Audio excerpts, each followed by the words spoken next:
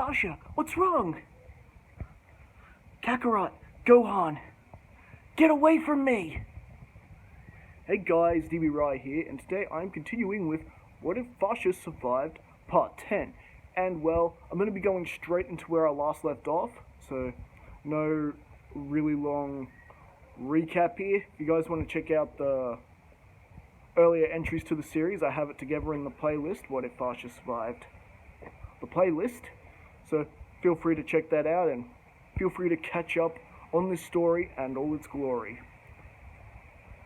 Right. So pick 7 years had passed since the defeat of Cell, and the Tenkaichi Budokai is about to begin just prior to Majin Buu's arrival. And just like in the original, Videl had unmasked Gohan's secret identity as the Great Saiyan Man. Gohan in this reality not going soft due to the fact that, well, Fasha and Goku are Gohan's parents in this reality, as well as they would make sure that Gohan kept up his training and wouldn't go soft, as well as continuing with his studies, which he turned out to be pretty smart because he would study all the time, especially when visiting Bulma. So we haven't actually taken away anything from Gohan, but we have given him the power that, quite frankly, he should have always had, in our opinion. Alright, now with the Tenkaichi Budokai about to begin, at least the Junior Division version of it, we saw the daughter of Android 18 and Vegeta, Regina, Bardock Jr., the second son of Goku and Fasha, or rather Kakarot and Fasha,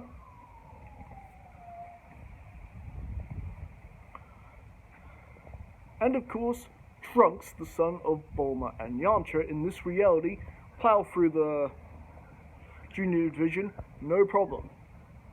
Trunks ultimately losing to Regina in the semi-finals match, battling with Bardock Jr. in the finals, with, well,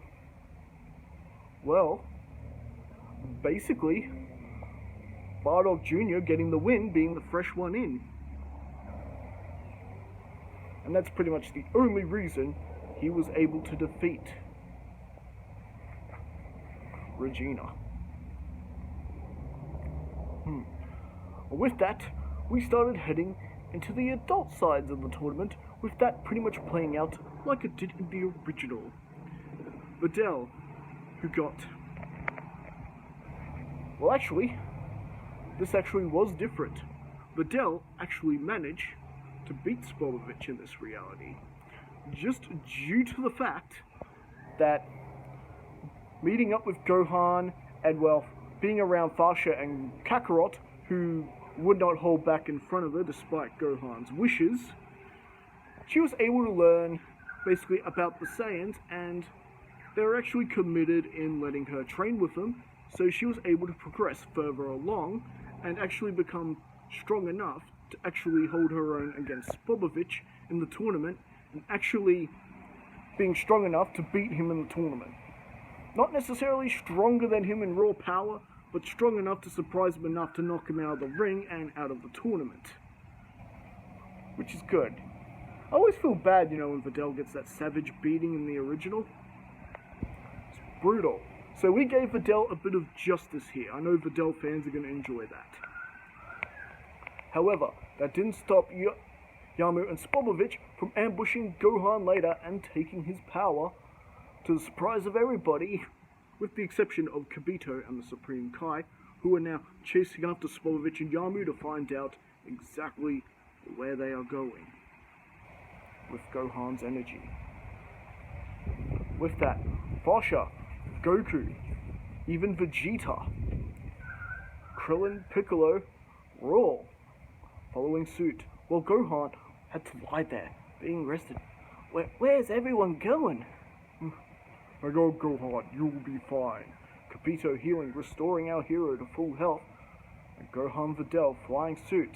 However, this time, Videl was able to keep up with the hero. She didn't have to fly back. Although Gohan did try to convince her to go back in case this just may be a little bit too dangerous for her, Videl was not going to leave, was not going to back out on Gohan. Oh no. So with that, with everyone assembled, Spolovich and Yamu hand over Gohan's energy to their master Barbody. And well, just like in the original, Barbody dealt away with his two subordinates from Earth, feeling like they had served their purpose. However, despite Supreme Kai's best intentions and hiding and watching, Barbody was able to sense them on the shot and sets Dodoria on our unsuspected heroes, Kibito being destroyed on the spot, Krillin and Piccolo all falling victims to the stone statue. Frick. And well, with that, our remaining heroes, Videl, Fasha, Goku, Vegeta and Gohan all follow suit, Supreme Kai trying to protest, but even Videl insisting that they've got to even the score for what has happened here. You can't let the bad guys get away with this. Don't worry, we'll be fine.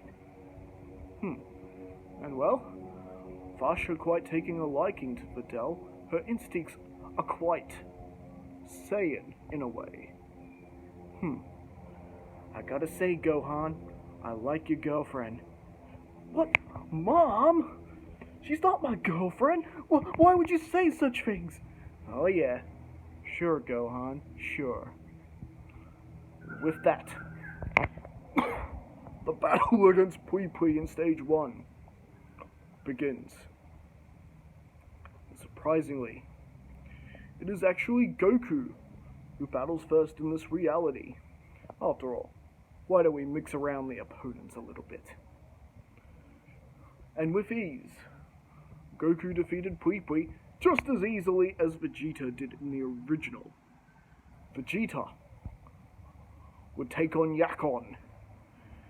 And well, just like Goku, Vegeta had no problem with Yakon. After realizing that his energy, his Super Saiyan energy, would be sucked up by the beast, Vegeta decided to not go Super Saiyan and battle him normally and managed to beat the nasty monster, no problem. Even with Yakon's so-called advantage with the Planet of Darkness. And well, with that, Gohan was left wondering who would face him and why. That some guy would be keeping him waiting like this. His opponent, of course, would be Dodoria, who is taking his time in the meditation room, gaining more and more power to defeat the intruders. Meanwhile, after Bardock Jr. and Regina's fiasco doing the whole Mighty Mask thing, the daughter of Vegeta and Bardock Jr. decided to do the whole Mighty Mask thing. And Android 18 was not fooled at all, especially with her own daughter's recognizing her daughter's techniques and style of fighting. And well, with that fiasco ending, so did the World Martial Arts Tournament, Android 18 throwing the match like she does in the original, offering blackmailing Mr. Satan for more money like she does in the original. And well, meanwhile, finally Dodoria emerged before the heroes, ready to do battle with Gohan. And well, Dodoria was not having much luck in doing damage to Gohan, unlike in the original. After all, Gohan did not go soft in this reality, not at all, and Gohan was able to fight Dodoria essentially with everything he had. Is that all you got, so-called Demon King?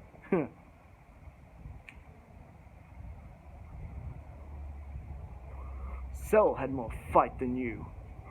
Dodoria figured, who's Cell? I've never heard of this creature. Good thing, too. He would have mopped the floor with you.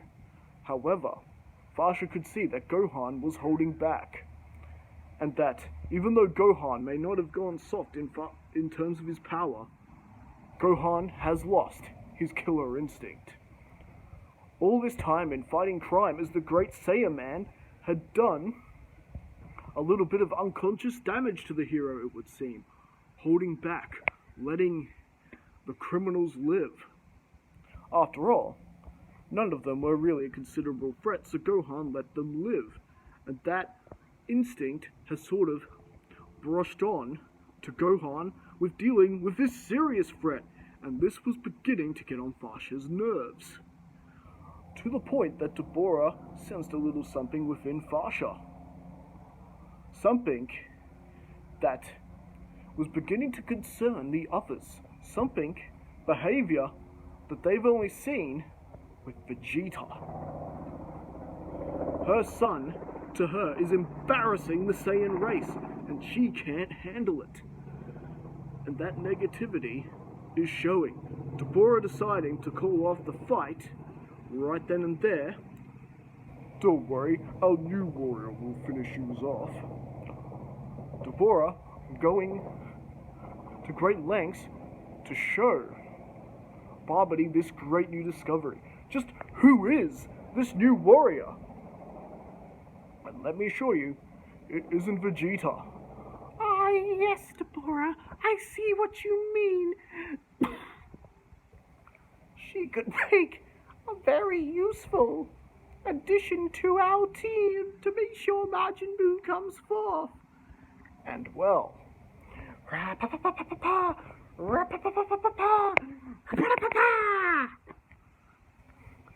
and suddenly, something happens with Fasha. She's getting a nasty headache. She is writhing in agony. She doesn't know what's happening to herself. All she can see is that this great negativity and some sort of evil within herself.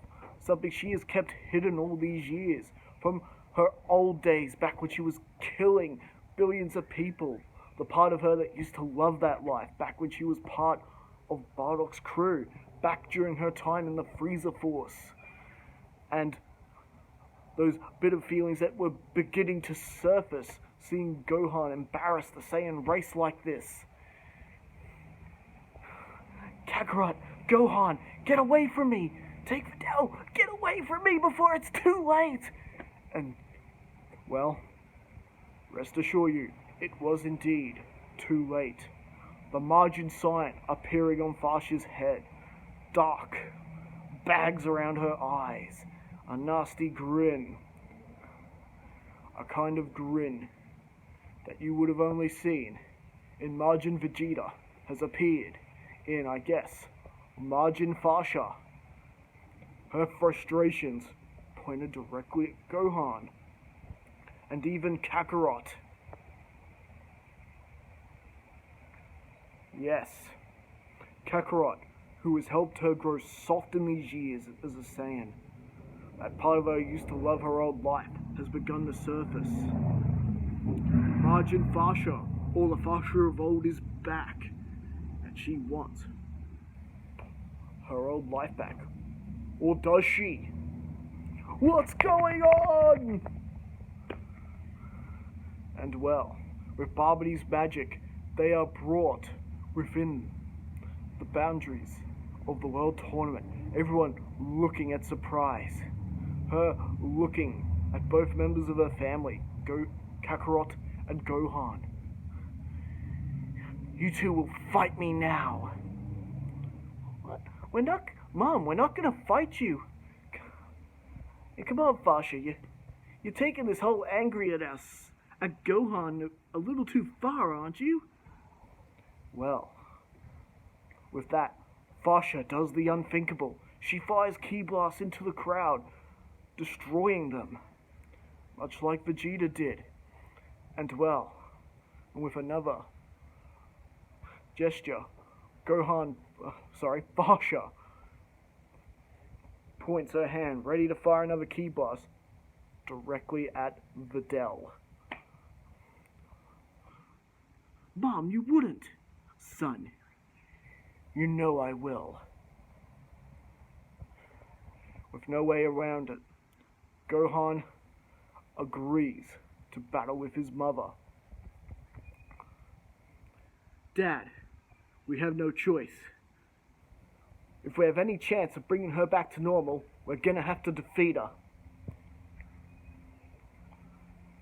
Everyone, still shocked and bewildered for what she's done. The Dragon Team have never seen this side of Fasha at all. Well, at least not for a very long time, not since the very early days. They were surprised. And Vegeta never seeing this part of her at all. You know, after all, it was her that saved him from the darkness. Back when he was Android Vegeta. And threatening to destroy the entire world. It was Fasha that saved her. That saved him. And well, I think this is a good spot to leave things for now. So what do you guys think? Do you enjoy this story? Do we like having a Majin Fasha? I thought it'd be pretty fun. After all, I'm quite sick of seeing Majin Vegeta. And you know, he was already rescued from that sort of path during the Cell arc, so there was no need to repeat that. So I thought having Fasha just showing signs of what she used to be like and showing frustration that Gohan was embarrassing the Saiyan race, losing that sort of killer instinct he had before.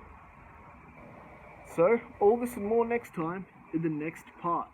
And keep your eyes open, there will be an animated special for the 500 subscriber special.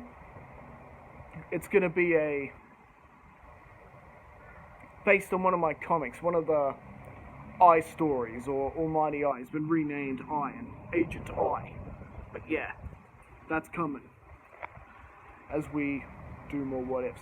Thank you guys for liking and subscribing. Thank you guys for all your support. You know, I never would have thought I would have hit 500 subscribers. Hopefully we can carry this on and that the channel grows even more from there.